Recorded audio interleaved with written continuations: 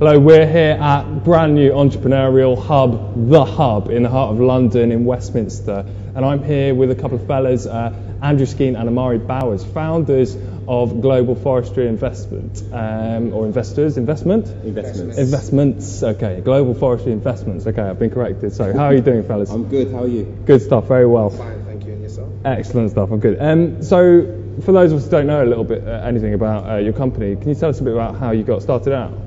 I would say the back end of 2007, myself and Amari was currently in the property business, thriving, and we used to always brainstorm ideas of what's the next big money maker. Yeah. And just when the market started to crumble, we started to look at other markets. Because we was currently buying land with and without planning permission, we decided to look at different emerging markets around the world. And the best place for us at that time, where a lot of banks and hedge funds was investing money and doing a lot of land grabbing, was Brazil.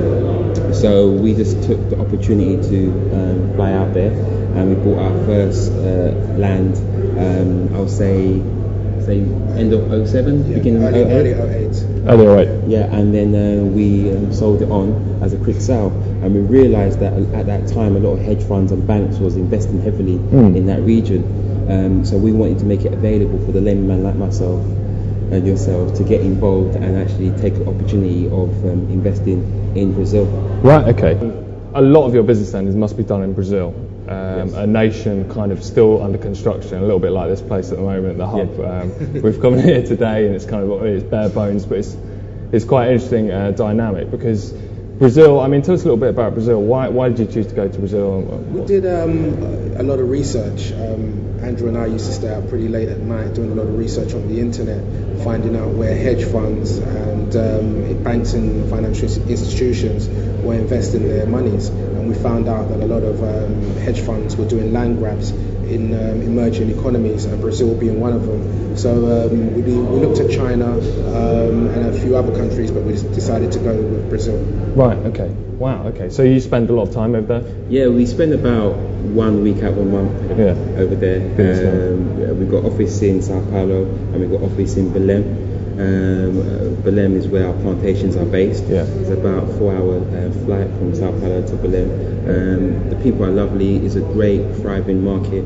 It's a great place to live, to start a business. Fortunately for us, when we first went to Brazil, we found really good contacts on the ground. People could speak Portuguese and English, which was obviously a huge hurdle for us. We're still trying to learn Portuguese, but that's something quite interesting, though, isn't it? Because a lot of people watching this will be thinking, well, I'd like to expand overseas, but I don't speak any other language. I mean, how much of a hurdle was that kind of Portuguese? I mean, initially it was, but I mean, we just aligned ourselves with the right people over in Brazil who are bilingual, and they just assisted us. Right, okay. So what are the other major hurdles then? I mean, you overcame the kind of language thing. There must be 1,000,001 barriers. I mean, one of the major barriers is finding a good plantation. Yeah. Lucky for us is that our first plantation we offered to our investors was a distressed buy. It was a farmer who was selling up and moving back to Sao Paulo. He was currently in Belém, and his plantation was 8 years old. Teak trees have grown to 25 years. Right. So we bought in at 8 years old, which is now our business model. A lot of the farmers on the ground know us and introduce us to other farmers, and we have a lot of properties available to us, which is not open to the general market. So I mean, for us, it was finding plantations was the hardest hurdle, and also over there. We have to also, the major hurdle is finding titles, land titles which are clean, and unencumbered. So assistance with our attorneys over there, which we've got a great team of attorneys. We went from strength to strength. It took us 2 years to launch the first product, but we got there in the end. Wow. Okay, so it takes a long time, doesn't it? It does. So what did you do before, by the way? What did you do before you set we were this both up? in property. I had my own property company, and that's how I met Andrew. Through acquaintances, and as soon as we met at my offices, we instantly built a good friendship, working relationship, and literally took it from there. Is that important then when you're working with someone that Very important. Very important. I mean, I've had business partners in the past, and I mean that's paramount. I mean, he's my friend first and foremost, rather than a business partner. Yeah. And when we make decisions, a lot of time people in business, their egos get in the way. But when we make decisions, Amari might be right, I might be right, and it's the best decision for the business. And you don't let your egos get in the way, and we've gone from strength to strength. But it must kind of stretch your friendship to the very tail. I mean, when you're dealing with money and you're dealing with... Not at all, because I mean, I have 100% trust in Andrew, and I think it's vice versa, and I respect his decisions, and it's all about the business, but also we have a strong respect for each other as individuals, and it's a friendship first. That's good to hear. So going back to kind of your business again, I mean, a lot of people watching this will be thinking anything to do with kind of the forestry investments. People instantly thinking, right, what are their green credentials?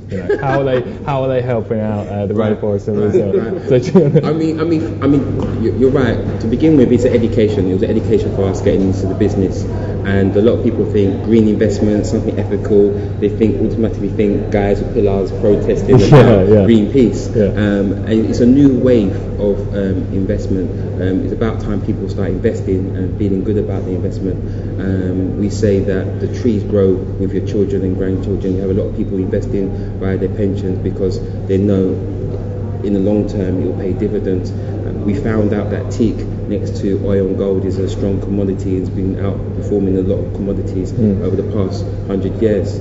So teak within itself and timber within itself is a very strong commodity and is a near safe investment. Yeah, and so what do you do to kind of? I mean, you obviously take trees and use them as by way of whatever you use teak for, and you protect trees as well. Yes, we do. So for every tree... I mean, for every plot that one of our clients purchases, we purchase a similar amount, which will be untouched and used as a buffer. Great, cool. Well, that's great. Yeah, and all the plantations that we buy is only used for harvesting trees and forestry for the next 25 years. And what's great, what we do is every plantation that we buy, typically speaking, there's families living on the plantations or near the plantations. So assisting our management companies, we employed the local families who should give them employment for the next 17 years. Ah, brilliant. Okay, so you're supporting their kind of microeconomy as well as the larger Brazilian economy. Correct. That's great. So what's next then for you guys? I mean, what are your big plans? Next for us, within the next few weeks, we're launching a eucalyptus investment. It's in Brazil. All our investments will be in Brazil. Right. We decided to specialise in Brazil. Yeah. Eucalyptus is slightly different to teak. It's faster growing, so it matures in 7 years. The plantation that we're purchasing is 4 years old, so it only has a few years left before maturation. So we're working alongside our trustees, and that will be launched within the next 2 weeks. Cool, looking forward to it. And so if you, just to end on that, I mean, our audience are typically kind of young businesses, and you're held up as a kind of example of how to do business abroad very, very well. Thank you. What's your major? So do you have one thing to pass on to those people that maybe? I would say, don't think about the money. Yeah. When we first got into this industry, we were thinking about the paycheck. Yeah. I'll be honest with you. Yeah. It's not when we actually went to Brazil and found out the difference it was making on the ground and how we can generate an income for ourselves and feel good about it as well. I will say to individuals starting up, be passionate on what you do. Don't just do it for the paycheck, and just follow your instincts and do your due diligence. Make sure you know people who know what they're doing in that sector. Find the best attorney, find the best agent, find the best people, and surround yourself around the best. Great. And also as well, be prepared to put in the hours. I mean, once you're working for yourself, it's not 9 to 5. It's anything goes. Yeah. You have to. I mean, a typical day for myself and Andrew would be easily 12 hours. Right. Recently, we've been going home at 2-3 o'clock in the morning, just trying to complete, our deals. That's because you're commuting from Brazil. Yeah. I mean, also during the day it's so busy, we don't get no paperwork done. Yeah. So we tend to have the paperwork done in the evening. Yeah. So we do whatever it takes to get the job done. And when you're passionate about it, it doesn't feel like work. Someone said to me the other day, you're always working late, but you don't look stressed or old. But I said, because I love what I do, and it doesn't feel like work. And when you love what you do, the dividends will pay out. I couldn't agree more. Love what you do, and then it's not work. That's right. Perfect solution. Well, thanks very much for joining us. Thank you. No problem. Cheers. Thank you very much. Thank you.